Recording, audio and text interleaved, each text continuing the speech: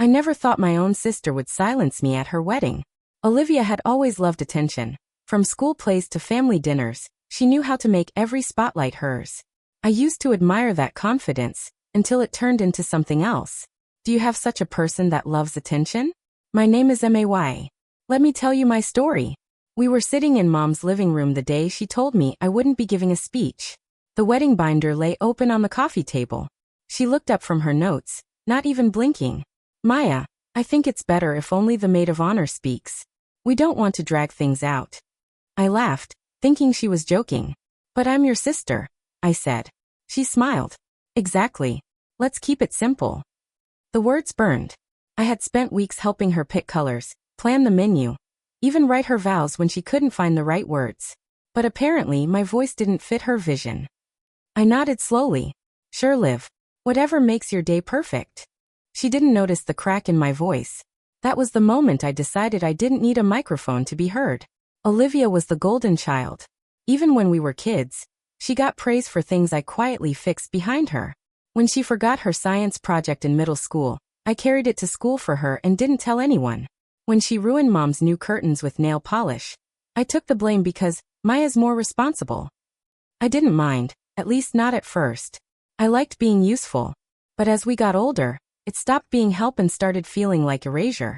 When Olivia got engaged, I was genuinely happy. Daniel seemed kind, thoughtful, the kind of man who looked people in the eye when they spoke. I thought maybe marriage would humble her. Instead, it gave her an audience. Every brunch, every dress fitting, every group chat revolved around her. If I suggested anything, she called it too plain or off-brand. So when she cut me from the speeches, I told myself I'd step back. But at night, when I lay awake staring at the ceiling, I kept replaying her tone. The way she said we don't want to drag things out. It wasn't about time. It was about control. The next morning, Mom called. Maya, don't take it personally, she said softly. I forced a laugh. I'm fine, Mom. It's her day. But I could hear the hesitation in her voice. Your sister just wants things perfect. You know how she is. Perfect. That word again. It always meant Olivia gets her way. After the call, I stared at my laptop screen, pretending to work. I'm a freelance video editor. I make memory reels for birthdays and anniversaries. I love telling stories through pictures, finding meaning in moments people forget. And then it hit me, a wild, dangerous idea. If Olivia didn't want me to speak at her wedding, fine. I'd let my work speak instead. I started collecting photos and clips, from old VHS tapes, phone videos, school recitals. Every file told a story. Ours wasn't just a tale of sisterhood. It was sacrifice, love, and quiet pain. And maybe, just maybe, it was time people saw it. That night, I pulled out a box labeled Family Stuff. Inside were photos, Olivia's birthday parties, our vacations, graduation. I scanned through hundreds of pictures, but one stood out. A shot of me fixing her broken shoe before prom while she smiled for the camera. That's when the story took shape. I decided to make a wedding gift. A short film called Sisters, A Journey. On the surface, it would look sweet and sentimental. But woven between smiles would be truths Olivia had buried. Clips of her shouting at me for borrowing her sweater. Pictures of her laughing while I cleaned up behind her. Mom praised her while my art contest ribbon hung unnoticed. The goal wasn't revenge. It was honesty, wrapped in celebration. Still, as I pieced the clips together, a part of me felt guilty. Would it ruin her day? Would it make me look bitter? But then I remembered how she looked at me when she said, "We don't want to drag things out." My hands stopped shaking. I kept editing. The next few days were a blur of plans and tension. Olivia called daily, not to ask how I was, but to make sure I'd stay on task. "Don't wear anything flashy," she said once. "I won't," I replied. "And please no surprises, okay?" I smiled into the phone. "Of course not." Meanwhile, my laptop glowed late into the night. The video was coming together. Soft music, faded transitions, gentle laughter from our childhood home. It looked like a heartfelt memory piece, but I knew the emotional undertone ran deeper. At the 3-minute mark, I added a sequence that would change everything. A photo of Olivia blowing out her birthday candles, followed by one of me standing behind her, clapping, candlelight reflecting in my eyes. Then a caption. Some voices cheer quietly, but they never fade. I leaned back, reading the line again. It felt right. This wasn't revenge.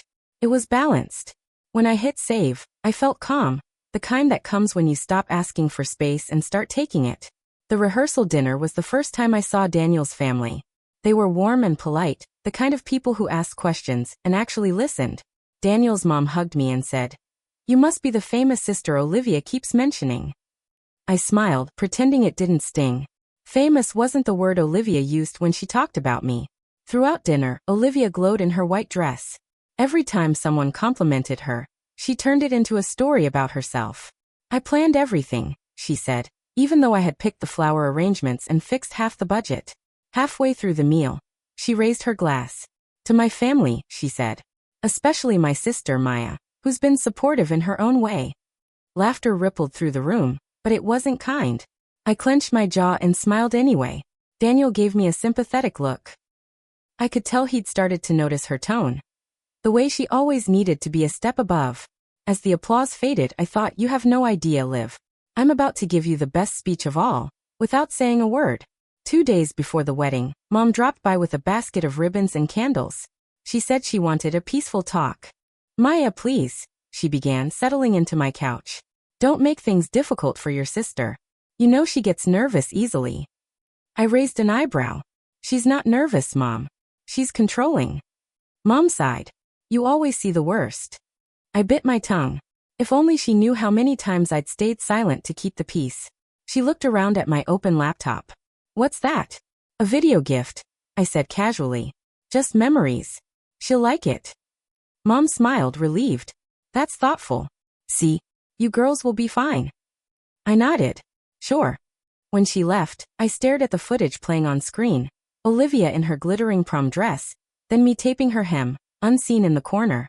Mom had never seen the full picture. None of them had.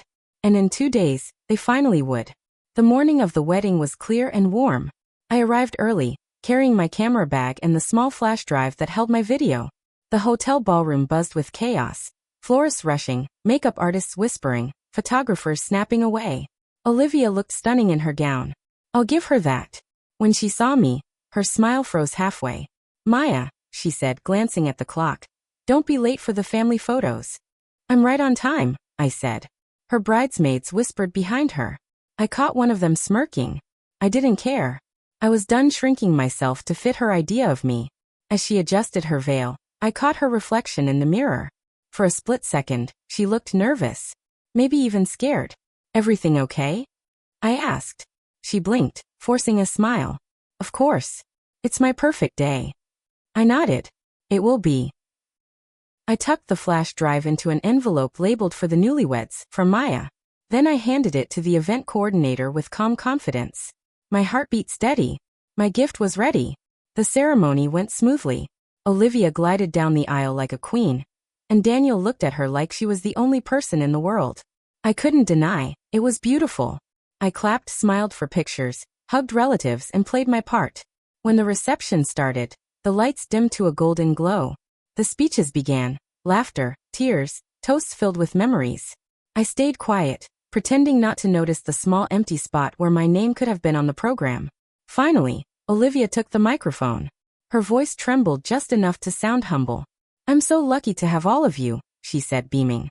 "And of course my amazing sister, who's always been there." People clapped. I smiled faintly. When the last toast ended, the coordinator stepped up and said, "Before we continue, we have a special video gift from Maya." The crowd turned toward the big screen. My heart thudded once. Showtime. Soft piano music filled the hall. The first scene showed us as kids, 2 girls laughing in the backyard, frosting smeared across our faces. "Ah," someone whispered.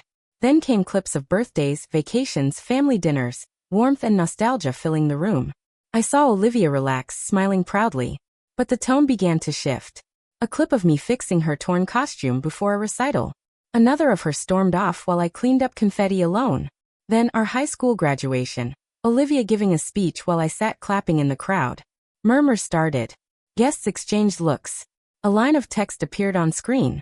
Behind every perfect picture is someone holding it steady. The music grew quieter. The next clip showed Mom hugging Olivia after her engagement, and me standing a few feet away, smiling through tears. Daniel's expression changed. His smile slowly faded. And as the screen faded to black, my caption appeared. I wasn't asked to speak today, but I still had something to say. The silence afterward was louder than any applause. For a few long seconds, no one moved. The room was filled with the soft hum of the projector cooling down, and the heavy silence that followed truth. Olivia stood frozen, her fingers gripping the mic. I watched her throat tighten as she struggled for words. What was that supposed to mean? She finally asked, her voice cracking. I smiled gently. Just memories, Liv. The real ones. Murmurs spread through the guests. Daniel's mother whispered something to her husband. My uncle gave me a slow nod, as if to say I saw it too all those years. Olivia blinked fast, trying to recover. That was completely unnecessary. I tilted my head. I didn't say anything, remember? You asked me not to. Her jaw dropped slightly. Daniel looked between us, his expression unreadable. Then he said softly, maybe it's good people saw both sides. For the first time that night, Olivia had no comeback. I excused myself and walked toward the patio, where the night air felt cooler and cleaner. Behind me, the party stumbled on awkwardly, the music returning, but the energy never quite the same. My hands trembled, not from guilt, but release. For once, the truth had spoken louder than me. The next morning, my phone was a battlefield. Messages, calls, even screenshots of wedding guests gossiping in group chats. Girl, that video was brutal, one text said. Are you okay? Said another. I ignored most of them. I sat on my balcony with coffee, watching the sun rise. For the first time in years, I felt free. Mom called around 9 a.m. Maya. How could you do that to your sister? Mom, I didn't lie, I said quietly. That's not the point. You embarrassed her on her wedding day. She embarrassed me for years, I replied. And you let her. There was silence on the line. Finally, Mom said, you've changed. Maybe I finally stopped pretending. She hung up. I sat there a while longer, letting the weight of everything sink in. There was no going back. But deep down, I didn't want to. I checked my email. A new message from Daniel's mom popped up. You showed a lot of grace. Don't doubt that. I smiled faintly. Not everyone saw cruelty in the truth. Some saw courage. A week passed before Olivia reached out. She texted, we need to talk. Dinner at Mom's. 7 p.m. I almost didn't go, but curiosity won. When I walked in, Olivia was already there, still flawless even in her anger. Mom hovered nearby, clearly dreading what was about to happen. I'll make tea, Mom said quickly, escaping to the kitchen. Olivia folded her arms. You ruined my wedding. I met her eyes. No, Lieb. I ruined your version of me. She scoffed. You always play the victim. Funny, I said. I was thinking the same thing about you. Her face tightened. You think you're better now? No, I said softly. I think I'm finally done being smaller just so you can shine. For a moment, she said nothing. Then her eyes glistened. Do you know how hard it was to always feel like you pitied me? That stopped me cold. Maybe we'd both been living in our own stories, hers built on pride, mine on resentment. Mom returned, placing tea on the table like it could fix us. It couldn't. But for the first time, I didn't want to fight. I just wanted peace, even if it meant distance. Days turned into weeks. The video kept circulating among family and friends. Some called it brave, others called it cruel. I didn't bother defending myself anymore. I started focusing on my work again. The photography gigs that had always made me happiest. Capturing real emotions. No filters. One afternoon, as I was editing a client's wedding photos, I paused. Two sisters stood in the background, laughing together. It hit me how rare that kind of bond really was. I closed my laptop and went for a walk. At a small park near my apartment, I spotted Olivia sitting alone on a bench. She looked tired. Humans. She saw me and waved. I hesitated, then walked over. Hey, she said softly. Your video made me look at myself. I didn't like what I saw. That wasn't the point, I replied. I know, she said. But maybe it should have been. We sat in silence for a while.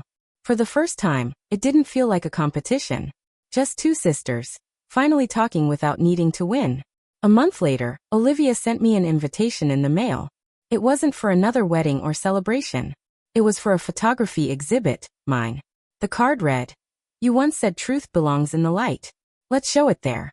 When I arrived at the gallery, I found her standing near the entrance. You came, she said.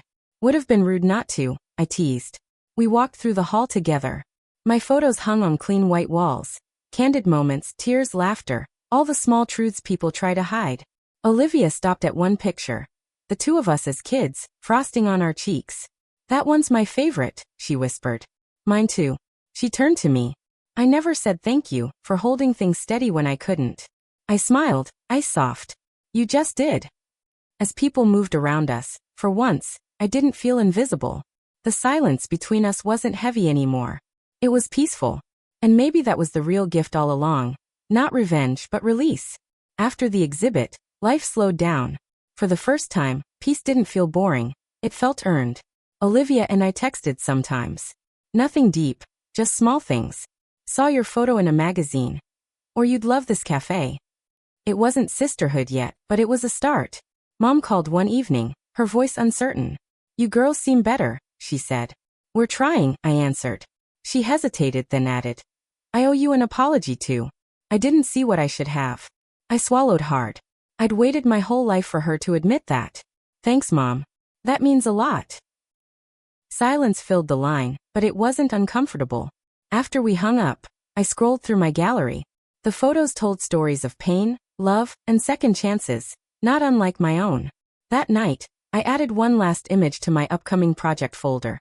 A still frame of the wedding video, paused at the moment Olivia looked directly at the camera. Her eyes weren't angry anymore. They were searching. And somehow, I knew she'd found what she was looking for. The next weekend, Olivia invited me to brunch. The restaurant was small, sunny, and smelled like cinnamon and fresh coffee. She waved when she saw me, smiling in a way that looked genuine this time. "I ordered your favorite, French toast with strawberries." I laughed. "You remember?" She nodded. "I'm trying to remember the good stuff." For a moment, I saw the little sister who used to follow me around in our backyard. As we ate, she said, "You know, after the wedding, I couldn't stop thinking about that line from your video. Behind every perfect picture is someone holding it steady." I think I finally get it. I looked at her. It's not about blame, Liv. It's about seeing what we ignored. She smiled sadly. "I spent years wanting to be seen, but I guess I never really looked at anyone else." We sat in quiet understanding, the kind that didn't need fixing. When she reached across the table and squeezed my hand, I realized something. Forgiveness isn't loud. It's gentle. And that day, I finally let go for both of us. A few weeks later, Olivia surprised me with a framed picture. It was the two of us at my exhibit, standing side by side. On the back she'd written, "To my sister, who taught me that truth doesn't ruin moments, it reveals them." I couldn't stop smiling. That night, I hung it above my desk, right where I could see it while editing. Work poured in steadily, clients who said my storytelling felt real.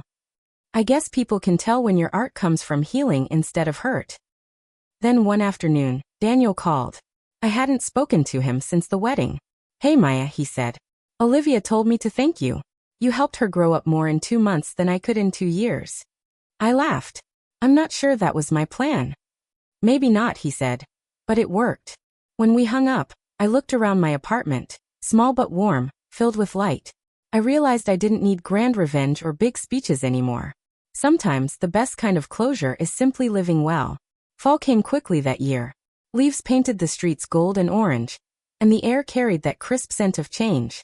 Olivia and I started seeing each other more often. Coffee runs, movie nights, random texts about nothing. One evening, she showed up at my door with a small box. "I found this cleaning out Mom's attic," she said. Inside were old photos, birthdays, family trips, messy Christmas mornings. I held up one picture. Us as teenagers, laughing so hard our eyes were closed. "Wow," I said softly. "We were happy, weren't we?" "We were," she replied. "We just forgot." We spent hours looking through the box, each photo a reminder of who we used to be before ego and comparison got in the way. When she left, I realized how far we'd come, from silence to laughter again. That night I called Mom. "We should all have dinner soon," I said. She sounded hopeful. "I'd love that." Maybe healing didn't have to be dramatic. Maybe it was this quiet, slow reel. Dinner at Mom's was strange in the best way. The same house, the same kitchen, but somehow lighter. Mom fussed over the food, Olivia set the table, and I helped with the dishes.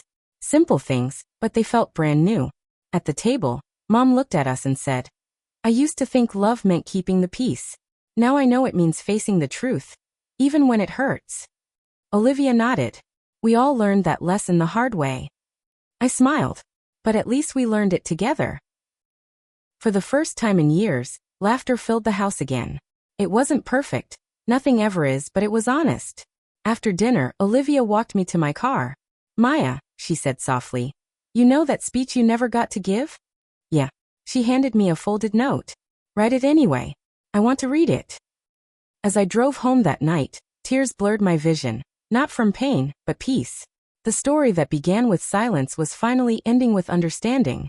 That night, I sat at my desk staring at the blank page Olivia had told me to fill. The speech I never got to give. At first, I didn't know where to start. But then, words began to flow. If I had spoken that day, I would have said this. Olivia, we've fought, compared, and misunderstood each other more times than I can count. But beneath every argument, I always loved you. I just didn't know how to say it without losing myself. By the time I finished, tears streaked my face. It wasn't a speech anymore. It was a confession, a goodbye to the version of me that needed her validation. I folded the letter and sealed it in an envelope. The next morning, I drove to Olivia's house and slid it under her door. No text. No explicación. Just closure. As I walked back to my car, I felt lighter. For the first time, my story wasn't about revenge or proving a point. It was about release, the kind that lets both people finally breathe. A few days later, Olivia showed up at my studio. She didn't say a word at first, she just hugged me. I read it, she whispered. Every word. I smiled, unsure if I should apologize or accept the moment as it was. You were right, she said softly. I kept trying to win something that didn't exist. I looked at her. We both did. She laughed through her tears. You know, I used to think strength meant never showing weakness. But watching you stand there that night, I realized it's the opposite. We sat on the floor surrounded by photo prints, coffee cups, and pieces of our old selves. For a long time, we didn't need to fill the silence. Then Olivia looked at one of my framed photos and said, You should tell this story someday. I already did, I said. I just didn't call it a story. We laughed. It was the kind of laughter that healed something unseen. And for once, we weren't sisters fighting for the spotlight. We were two women standing in the same light. Months passed, and my photography exhibit gained attention. A magazine reached out for an interview, wanting to feature my work. During the interview, the journalist asked, What inspired your most emotional project? I smiled. Family, I said simply. And forgiveness. They pressed a little further, curious, but I didn't give details. Some stories belong to everyone, but some belong to the heart. Later that evening, Olivia called. Mom saw the article, she said laughing. She's bragging to everyone that her daughters are famous artists of emotion. I laughed too. That sounds like her. We ended up talking for hours, not about the past but about everything else. Life, work, dreams. When I hung up, I realized how strange it felt that something born from pain had turned into peace. The wedding, the silence, the heartbreak. It all felt like another lifetime now. I looked around my studio, filled with light, laughter, and possibility. Sometimes, you don't get to rewrite the past. But if you're lucky, you learn how to frame it differently. The following spring, Olivia invited me to speak at her community event for young women. You'd be perfect, she said. It's about finding your voice. The irony made me laugh, but I agreed. When I stepped onto that stage, the audience clapped politely. I took a deep breath and began. Once upon a time, I lost my voice. Not because it was taken, but because I gave it away to please others. And when I finally spoke up, I was called dramatic, ungrateful, even cruel. But sometimes the truth sounds harsh simply because it's finally being heard. The room was silent. I continued. Forgiveness doesn't erase what happened. It just means you refuse to let it define you anymore. When I finished, the applause was thunderous. I spotted Olivia in the front row, wiping her eyes. Afterward, she hugged me tight. I'm proud of you, she whispered. And this time, I believed her. A year later, we gathered again. Same hall, different reason. Olivia and Daniel were renewing their vows. She asked me to photograph the ceremony. As I lifted my camera, she smiled at me. You ready? Always, I said. The ceremony was simple, elegant, and honest. When she took the mic to give her vows, she glanced my way and said, This time, I didn't forget to let my sister speak, because her gift already said it all. The guests chuckled softly. Tears filled my eyes as I clicked the shutter. capturing not revenge, not pride, but grace. Later, as we stood under twinkle lights, Olivia handed me a small envelope. Inside was a note that read, "For the one who turns silence into strength."